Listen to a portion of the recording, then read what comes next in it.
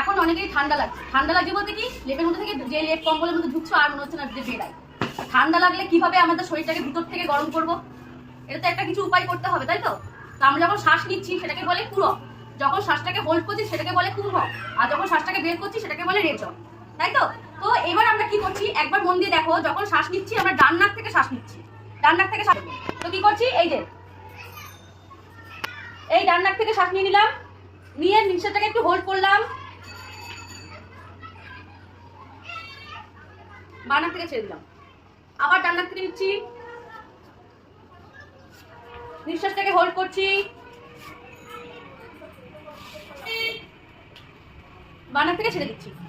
আমরা যখন অনুলোম বিলোম করি কিভাবে করি, শ্বাস ফার্স্টে নিয়ে নিই বাঁ নাক থেকে, তারপরে ডান নাক থেকে ছাড়ি, আবার ডান নাক থেকে নিই, বাঁ নাক থেকে ছাড়ি, বাঁ নাক থেকে নিই, এভাবে করি তো রোলিং হয় তো ব্যাপারটা।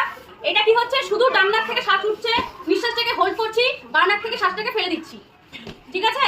কিভাবে করছি, এটা যদি প্রত্যেকদিন তোমরা 10 মিনিট করে করো, এটা কিন্তু অনেক দিক থেকে উপকার।